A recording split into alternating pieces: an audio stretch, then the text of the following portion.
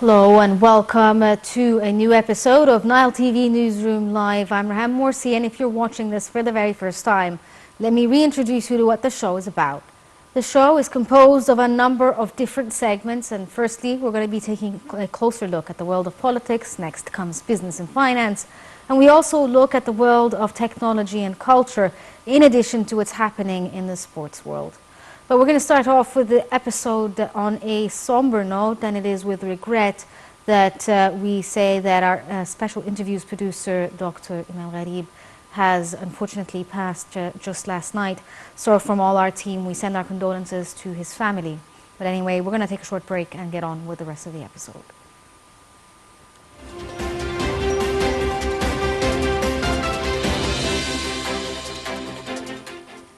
Welcome back. President Abdel Fattah el-Sisi held on Tuesday a phone call with the Syrian counterpart Bashar al-Assad to offer deep condolences for the victims of the devastating earthquake that occurred on Monday, wishing a speedy recovery for those who were injured. The presidential spokesman Ahmed Fahmy said President el-Sisi also affirmed Egypt's solidarity with the Syrian people in this painful loss, referring to directives given by the president to send out assistance from military planes, where 5 military planes had been sent out to both Turkey and Syria.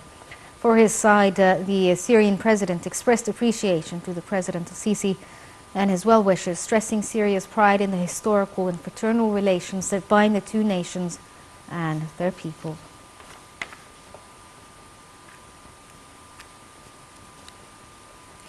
Prime Minister Mustafa Madbouli on Saturday held a joint press conference with his Romanian counterpart Nicolae Cico, who arrived earlier today on Saturday to a top of a senior level delegations on a 2-day official visit to Egypt. Madbouli said trade exchange volume between Egypt and Romania had exceeded $1 billion last year, adding that Egypt requested an increase in the amounts of Romanian grain imports. For his part, the Romanian Prime Minister asserted that the talks with Prime Minister Madbouli tackled directing more Romanian company investments to Africa through working with Egypt. Troika promised to boost cooperation with Egypt to overcome the global food crisis and boosting Romanian cooperation with Africa in different domains. Earlier on Saturday, the Prime Minister and his Romanian guest chaired extended talks over several economic topics and means of boosting bilateral cooperation. The two prime ministers presided over an economic forum on Sunday with the participation of concerned ministries and officials from both nations.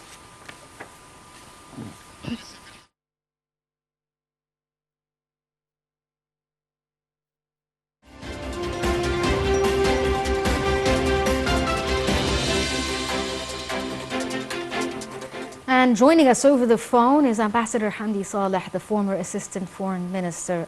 Good evening to you, sir. Good evening. Sir, Prime Minister Mustafa Madbouli met with his Romanian counterpart on Saturday and on Sunday to discuss economic cooperation.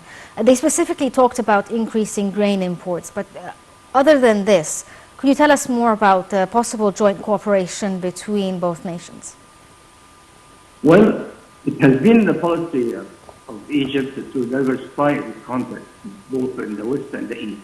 Mm-hmm. And based on this particular step of really expanding that relationship with Romania is a very important step, because we had in the past, focused on the traditional context of the main European countries, and we now have to move on with all the other countries which are really representing major suppliers for foodstuff and wheat and so on to Egypt and to the Middle East, and also to be able to deal with Europe as a whole. So mm-hmm. Romania is an important player in Europe, and it's also important player with regard to our trade, since yes. we count on them in this particular important item. Yes, sir, you were just saying that Romania is a key player when it comes to access to Europe.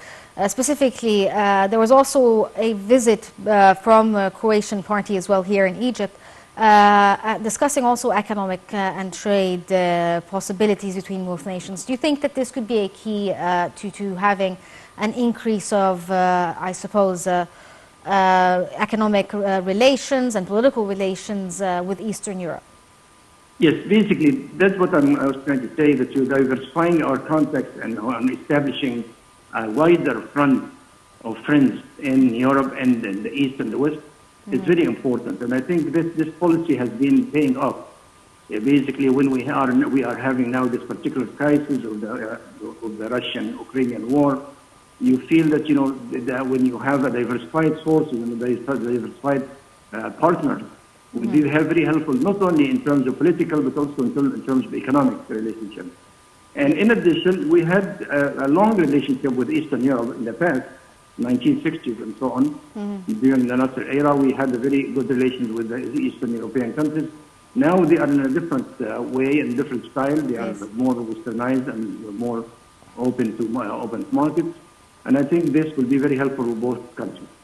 Yes. What about the grain issue? I mean, obviously, the Ukraine-Russian war has impacted food security worldwide, since they're both major exporters of grain. Do you think that Eastern European countries like Romania could possibly fill in the gaps? Well, basically we are talking about, as I said, diversifying the sources and diversifying partners.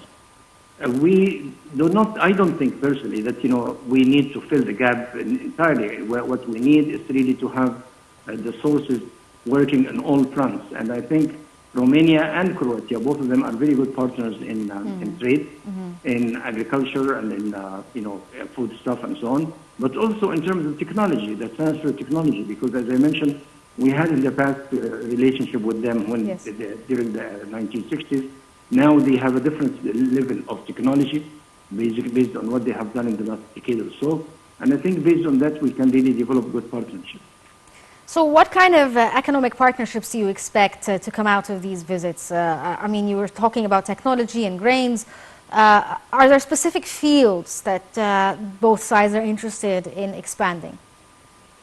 Basically, what we see now is what you call presidential diplomacy, where the president himself is meeting with the president of the other country, and based on this presidential diplomacy, we open new horizon for cooperation, and it's really up to the Egyptian side in terms of private sector companies, in terms of non-profit foundations, in terms of universities and other areas, to be able to benefit from this relationship. Yes. So the issue is not only to open up the door, but also to get the entire society moving to build up relations, as I mentioned, in technology transfer, in partnership in building new ventures and so on, and even moving to the wider circle around Egypt, either in the Arab markets or in the African market. And that's what we need, a trilateral partnership where we can develop a joint venture with Romanian or Croatian, and go into Africa and go into several parts of the Arab world to build, business and to really to establish a certain kind of trilateralism. Yes. Do you think that it's also important for both nations, or the three nations, to actually develop the cultural exchange, education, and all of that? Is this part of the agenda as well, to add a people factor, I suppose, not just money and monetary sort of things? Definitely. In the past year or so, we had a major problem when we have all these students in the Ukraine have to leave the country. And based on that, we needed to really offer them other options. And as I heard from the Prime Minister, he was thanking the Romanians for accepting large number of Egyptian students when they had to move out from Ukraine. Yes. What I'm saying is that, it's very important now to develop this type of relationship between academic institutions and universities in order to be able to move on with the technological revolution which is happening all over the world, and we have to catch up with that. And kind of joint ventures between universities and between academic centers and research centers would be very helpful to both sides. Okay, and in terms of what Egypt can offer, what is on the table when it comes to exchange between both countries? Egypt is a diversified economy. It's a very large country in terms of population and in terms of its ability to affect and influence. It is three circles: the Mediterranean, the Arab world, and Africa. And as a result of that, when we have this type of relationship, that opens opportunities for the Romanians and Croatians to be able to understand better these three circles and to see what they can do to benefit their own economy and their own society. And I think what Egypt offers is ideas and what you call workable projects, projects which can really be beneficial to all parties. And I think this is what is really Yes. at the table at this particular time. Okay, Ambassador Hamdi Saleh, a former Assistant Foreign Minister, thank you so much for joining us over the phone. We're going to take a short break and get on with the rest of the episode.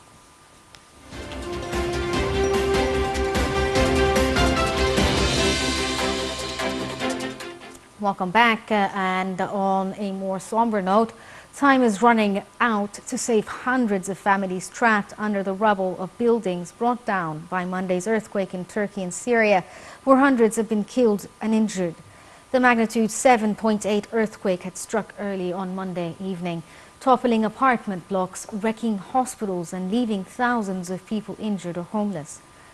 At least 1,444 people were killed in Syria and over 4,000 injured, according to figures from the Damascus government and rescue workers in the northwestern region controlled by insurgents. In areas hit by the earthquake in northwestern Syria, rescue efforts were hampered by the lack of equipment and freezing conditions. Rescuers cleared piles of debris using makeshift tools and their hands. Rescue teams worked early on Tuesday to free people trapped in the rubble of buildings in southern Turkey as the death toll rose in the country to over 4,000.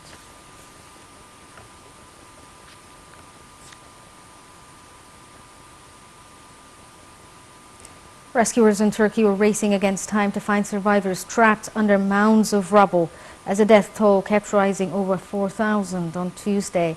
Turkey's Disaster and Emergency Management Authority has said that 13,740 search and rescue personnel have been deployed to the earthquake region, but the level of damage is huge, with nearly 6,000 buildings destroyed in southern Turkey.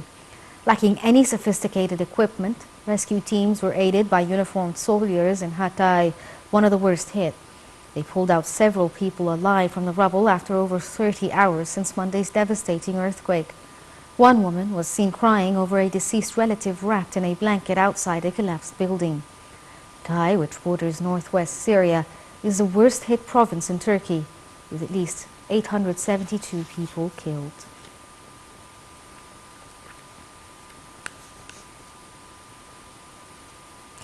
And in Syria, senior officials from the World Health Organization said on Tuesday that Syria's humanitarian needs were the highest after the major earthquake killed thousands there and in southern Turkey. The WHO senior emergency officer said Turkey had a strong capacity to respond to crisis, but the main unmet needs in the immediate and midterm would be across the border in Syria, already grappling with a years-long humanitarian crisis due to the civil war and cholera outbreak. She described the situation as a crisis on top of multiple crises. She said that some 23 million people, including 1.4 million children, were likely to be exposed in both countries following the earthquake and its aftershocks that reduced thousands of buildings to rubble. WHO said it was dispatching emergency supplies, including trauma and emergency surgical kits, and activating a network of emergency medical teams. It is now a race against time, said the WHO Director General Tedros Adhanom. He said the WHO was especially concerned about areas of Turkey and Syria where no information had emerged since Monday's earthquake.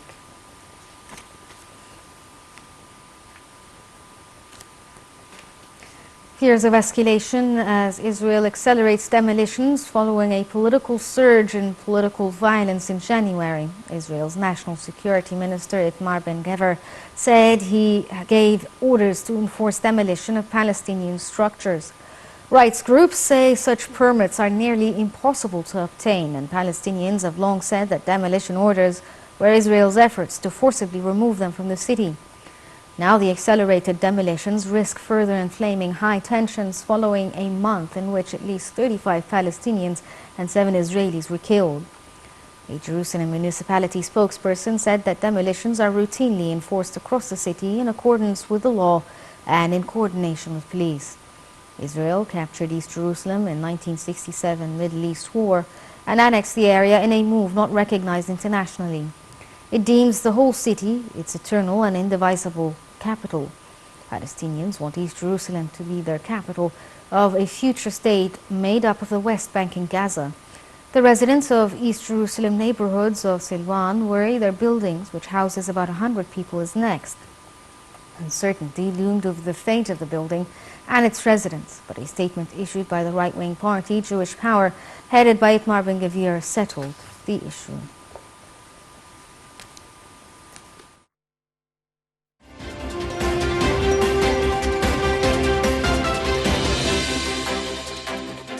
And joining us over the phone is Dr. Muhammad Abdul Halim, a political analyst. Good evening to you, sir. Good evening, ma'am.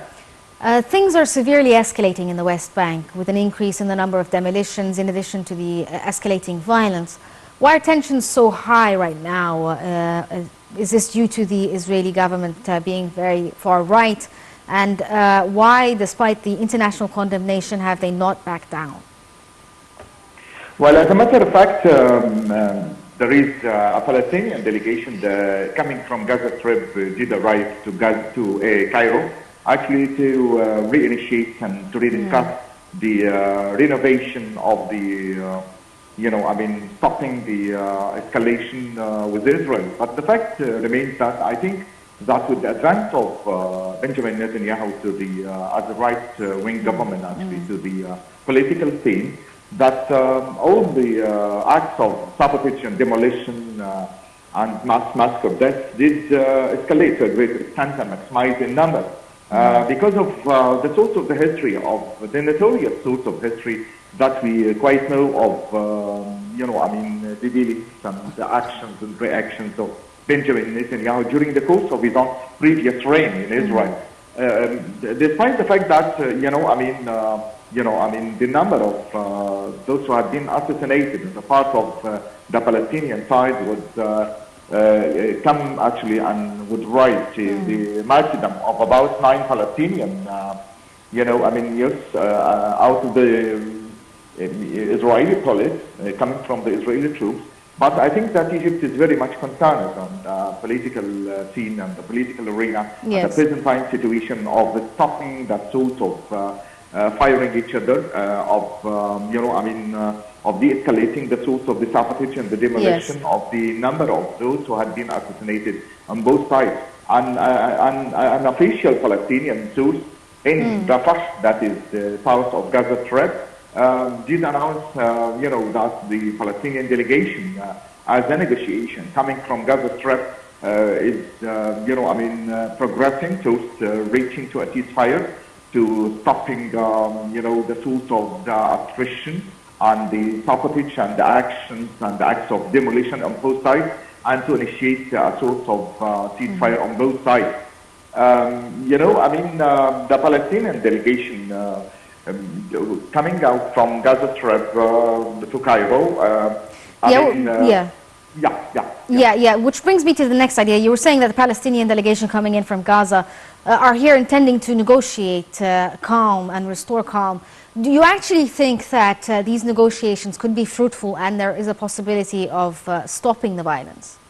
Well, had it not been for the intervention on the part of the Egyptian president, actually, well, I wouldn't think that matters would come to peace of mind and a 0 point. I think that a large number of negotiations and high-profile delegations that had been sent from the Egyptian presidency, actually, to Gaza Strip, and the act of receiving that sort of high-profile delegation, actually, will be somehow or another able to stop the ceasefire and initiate a sort of tranquil point of peace initiation at the present time on the part of Gaza Strip. But I think that it will be quite temporary because, as I've said in more than one respect, that we couldn't reach to an eternal sense of peace on both sides had it not been for the fact that, we would have to sort out and to put an end for the Palestinian struggle.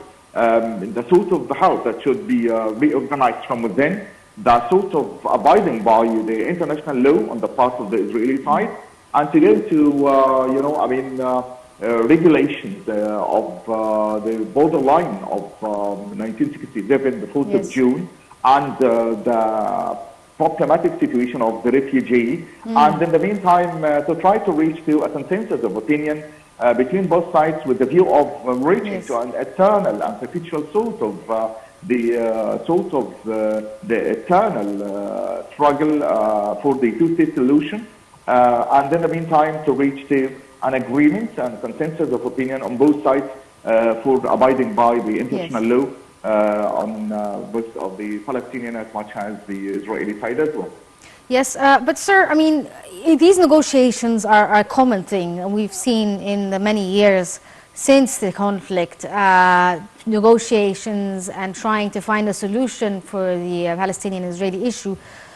But the core of the issue really is the fact that despite illegal moves by the Israeli side to, have settlers move into Palestinian homes and the international condemnation of this, there's actually zero consequences to these actions. You're absolutely right in saying so. In Egypt did not forsake its own natural role right from the early start. I think since more than 40 years actually, interceding and selecting and interfering actually in the interest of both concerned and the interest of all, the Palestinians, and re-intentionalizing and representing and underlining the simple right of the Palestinians, of the refugees to return again, and solving the problem of the imprisoned and the jailed ones in jail, of the return of those who had been jailed in some other respects. And in the meantime, I think that the Arab League was very much concerned about solving the sort of problem for quite some time. But despite the lapse of more than 40 years, despite the lapse of more than 40 summits actually, of which the main concern and the prime preoccupation of almost all the Arab countries, and on top of it, Egypt, despite the fact that the prime concern was with attempt every now and again actually to solve the Palestinian cause and reach to the two-state solution. But I think that the intervention on the part of the veto of the American side, being very much assisted with Israel, and the right-wing government or cabinet that is interfering every now and again in the interests of Israel, representing and underlying that, the eternal capital of Israel as being propagated before by Donald Trump, which is Jerusalem, the sort of the thing that hadn't been denied and rejected on a large scale, as much as removing of the American embassy actually from Tel Aviv to Jerusalem was being very much denied. But despite all this rejection and denial on the part of the international community, but still there is an insistence on the part of the American administration, no matter how it would be actually, even in the present time situation in the future, with solidifying the Israeli cause of re-establishing and re-expanding their own settlements again in Gaza Strip. But we've also seen last week, sir, that during the Middle East tour by the U.S. Secretary of State Antony Blinken, he had actually met with the Palestinian president in addition to Benjamin Netanyahu. And he did call for a de-escalation of the tensions and going back to the two-state solution. Do you think that these meetings were of use, or are they just like some sort of, a media show? Well, I think the act of selecting Cairo in the first instance as the first station for Antony Blinken actually to negotiate with the presidential, authority is of prime concern. That it would give a clear indication of the sort of the role and the active, participation on the part of the Egyptian presidency to interfere in the interest of, re-establishing the two-state solution. And then he would head to Jerusalem, meeting Benjamin Netanyahu, a sort of negotiation that ended with some slight promise on the part of the right-wing government actually of reenacting again, of re-establishing the sort of negotiation. And still, I think that the interference on the part of the high-profile delegation coming from Gaza Strip to Cairo will be in somehow or another a continuation of the journey that had been enacted by Antony Blinken during the course of the last week. I think that in the interest of the American administration as being headed by Joe Biden, that the case in the Middle East is being pacified, and the terror sabotage and the act of demolishing houses and residences actually of the Palestinians should come to a zero point. And in the meantime, I think that signs of peace and serenity actually would loom large after the advent of Anthony Blinken Yes. and the arrival of the high delegation on the Palestinian coast to Cairo, actually, today. Sir, do you think that maybe President Joe Biden's predecessor, Donald Trump, also gave way somehow to the increased Israeli aggression and suppose gave them the green light when he moved the U.S. embassy to East Jerusalem, sort of recognizing, I suppose, the Israeli right to hold this land? It was quite obvious, actually, on the part of the previous American administration, as being represented by Donald Trump, that he was wholly endorsing the case of the Israeli existence, actually, in the Middle East, as being a strength that had been, established in there, and he was endorsing with almost all, the powers that is unconceivable respect to try to endorse the Israeli status. But I think with the advance with Joe Biden, there are some, good signs on the part of his own soft diplomacy, reinitiating and revitalizing, actually, the two-state solution for a second time, the sort of thing that had been for quite some time so derelict, quite not, discussed, was overlooked for some time. And I think the advent of Anthony Blinken during the course of the previous week is another clear testimony on the part of the American administration, actually, on the Oval Office, actually, to represent, how it is very much important for the American administration to establish peace and security in the Middle East, and in the meantime, selecting Egypt as the first station to reenact and to establish the negotiations. But again and again, I would really endorse and reiteratively repeat the fact that, the Palestinian house and the Palestinian struggle should be ended from within first before the advent or arrival of any sort of external policy, no matter the sort of policy may be. Okay, Dr. Mohammed Abdul Halim, a political analyst, thank you so much for joining us over the phone. We're going to take a short break and move on with the rest of the episode.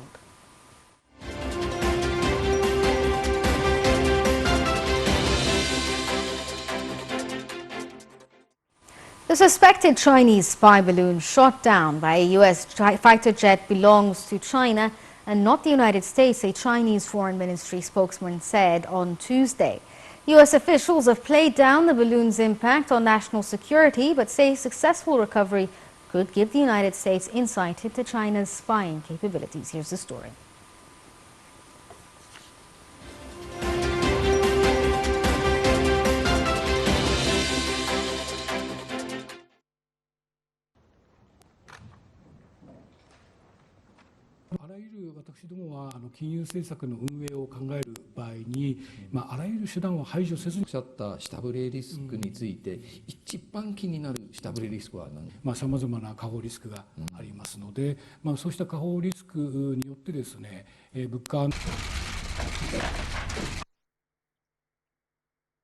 Many European Union leaders are worried the local content requirements of $369 billion of green subsidies in the new law will encourage companies to relocate, making the United States a leader in green tech at Europe's expense. Europe and other allied countries have nothing to fear from the Inflation Reduction Act and quite a bit to gain.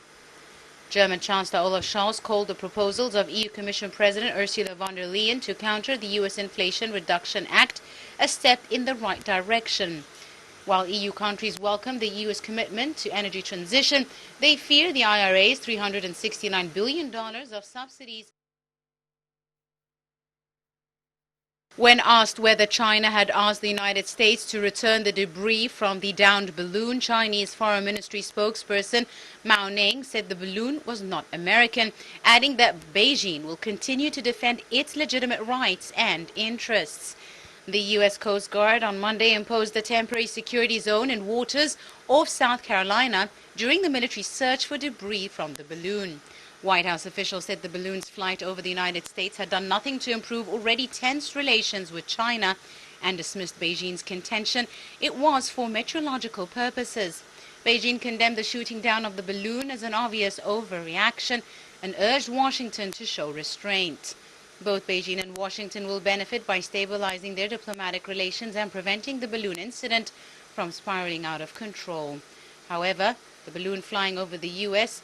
was said to be the grossest violation of sovereignty by China of another country in several decades. U.S. President Joe Biden told reporters it was always his view that the balloon needed to be shot down and brushed off a question about whether the incident would weaken U.S.-China relations. The appearance of the Chinese balloon caused a political uproar in the United States and prompted the top U.S. diplomat Antony Blinken to cancel a February 5th and 6th trip to Beijing that both countries hoped would steady their rocky relations.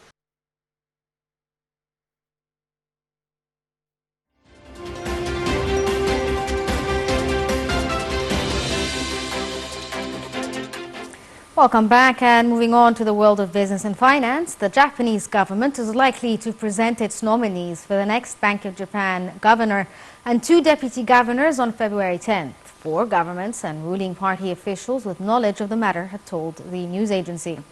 There is a chance the date could be pushed forward by several days depending on developments in Parliament, which convenes on January 23rd. The officials said on condition of anonymity due to a sensitivity of the matter. The nominees, if approved by both houses of Parliament, will succeed BOJ Governor Haruhiko Kuroda and his 2 deputies, career central bankers Mayoshi Amamaya and academic Masuzumi Wakatabi.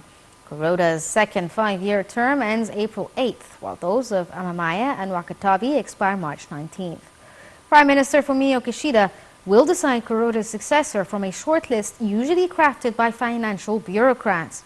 Kuroda is unlikely to be reappointed and has said he has no desire to serve another term. The selection of a new central bank governor will likely determine how quickly the country will phase out its massive monetary stimulus.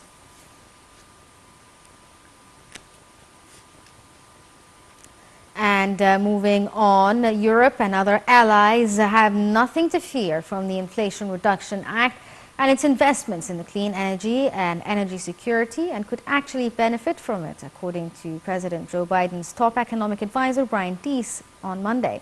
Here's the story.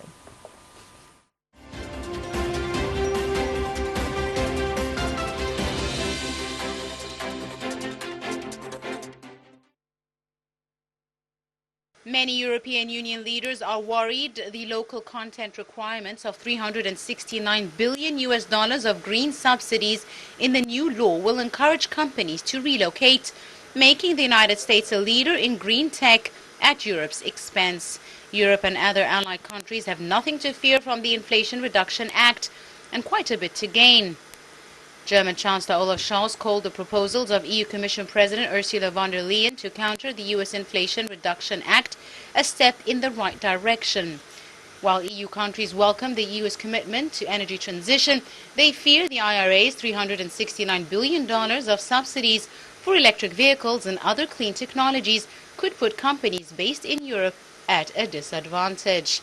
The European Commission proposed a plan then to try and ensure Europe can compete with the US as a manufacturing hub for clean products like electric vehicles and reduce its dependence on China. The debate on the Inflation Reduction Act is also an incentive for Europeans to keep reviewing how they can further improve the conditions for investment. Scholz made comments whilst at an event with German economy minister hosted by the German car supplier for the launch of a $3 billion chip plant in Western Germany. The U.S. semiconductor manufacturer Wolfspeed is planning to build a chip factory at a decommissioned power plant, which will have a minority share in the factory and a majority share in a joint research and development center.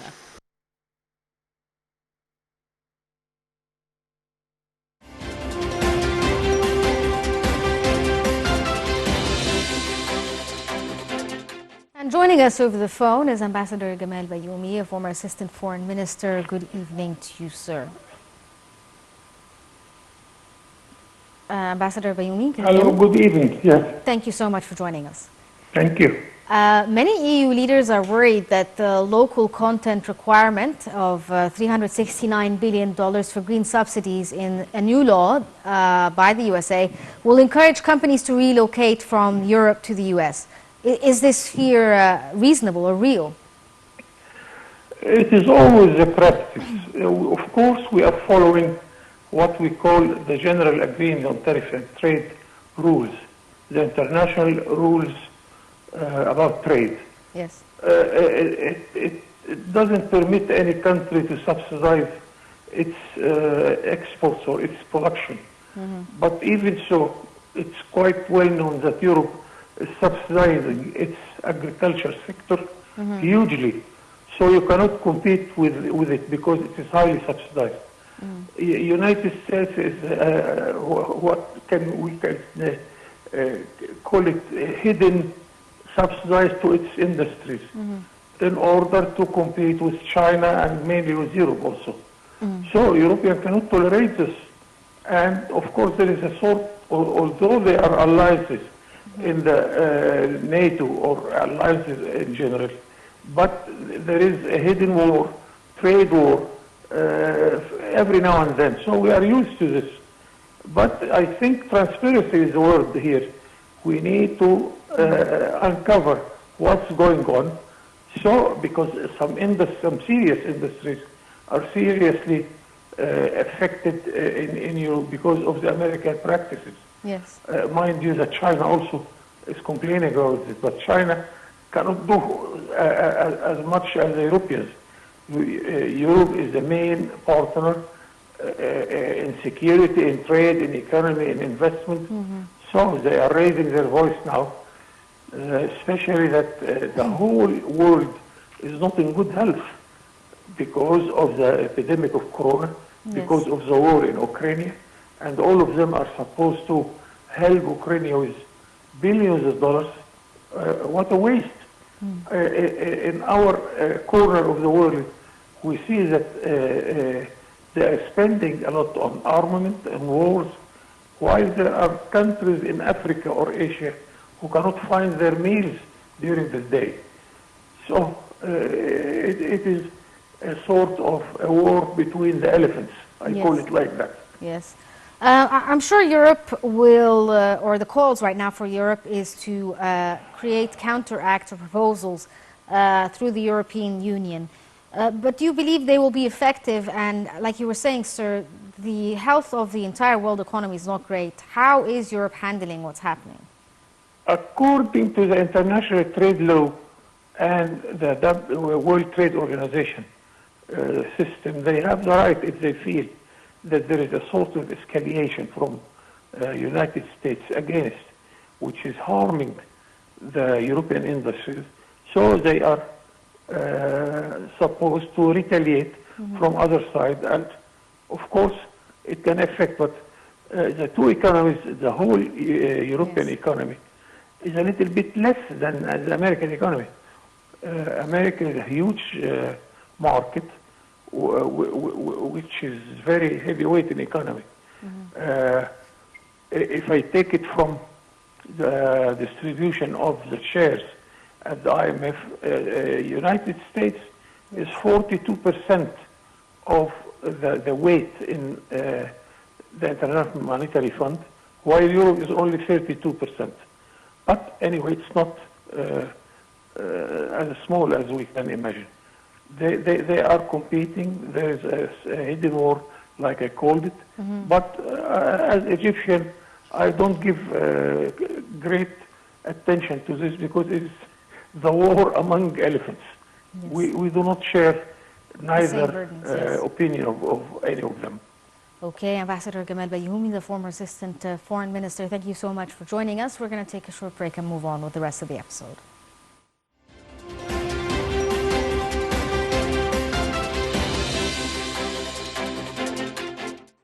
And in the world of technology, defying the difficult weather conditions of the Emirati desert, an agricultural technology agrotech farm uses innovative and sustainable solutions to face the challenges of traditional farming in the UAE.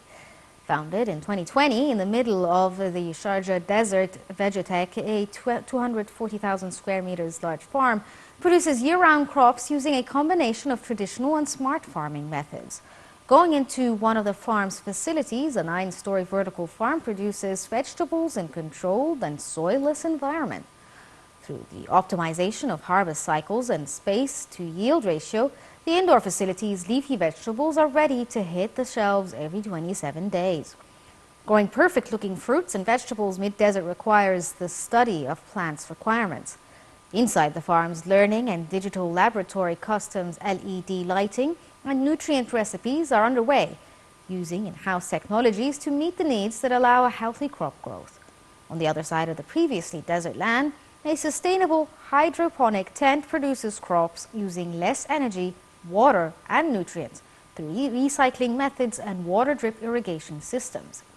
Using the desert sand as a soil, the UAE-based business also established open farming and smart greenhouses to produce over 60 types of fruits and vegetables.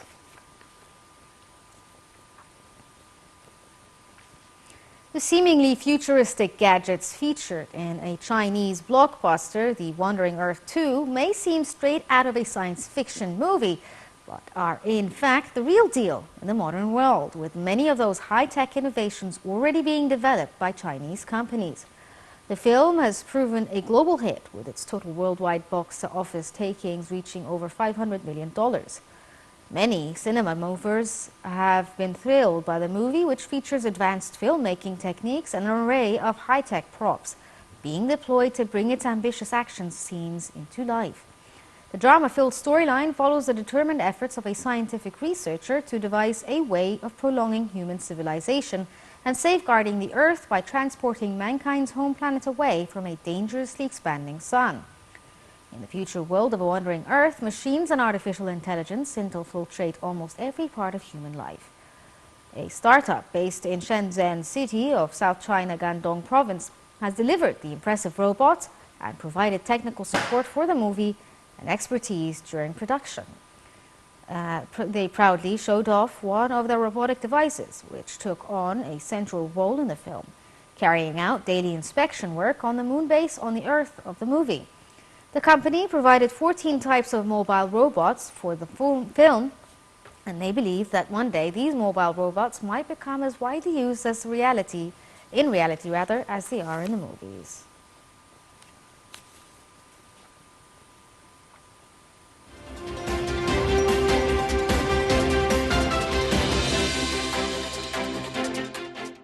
To the world of culture and arts, a meeting of 3,660 boxers performed mass Muay Thai ceremony in the Perchop Kiri Khan on Monday, beating the Guinness World Record for the largest Swai crew, a pre-fight dance showing respect to the teachers, parents, and ancestors.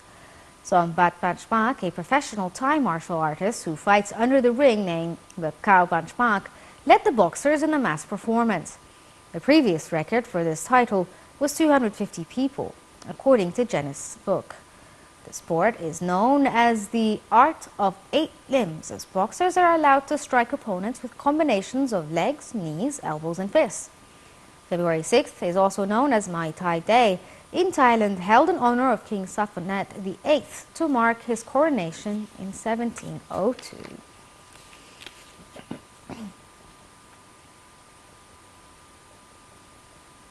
Still in Asia, Cambodian man fulfills an unfinished dream of flying with airplane houses. Spurred by a lifelong dream of flying, a Cambodian man has built a house shaped like an airplane.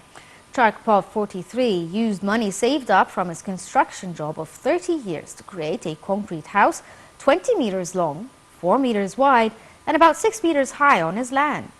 Pov said he had not been on an airplane before, but seeing planes fly around and land at the airport nearby sparked the idea of building the house.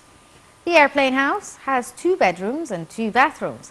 He started building in March 2022 and is not yet fully completed due to a shortage of cash. His efforts have cost him about $20,000 so far, and he plans to build a coffee shop on site as well. One neighbor said she was proud of Pov's creation, which has attracted visitors from elsewhere. Cambodians are charged 2,000 rials or 50 cents and foreigners $1 for entry.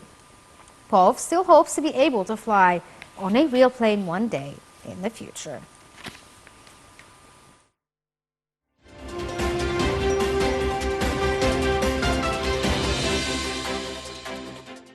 Moving on to sports, LeBron James is mere points away from taking over the all-time NBA scoring list, but for the students-athletes literally playing in his shadows at his Acorn, Ohio alma mater, the burden could be best described as fun, as they said in interviews. Long before the player became known worldwide as King James, he was simply a committed athlete for the St. Vincent St. Mary Fighting Irish As his coach Drew Joyce said, no one can predict any athlete will scale the heights James has achieved. Joyce is still the coach of St. Vincent St. Mary's High School varsity boys basketball team. But in his interview, he went on to say he wasn't surprised where James has ended up, thanks to James's work ethic. And its legacy, the current crop of players turns to starting the fight on spot and in teams, as member Michael Walters said.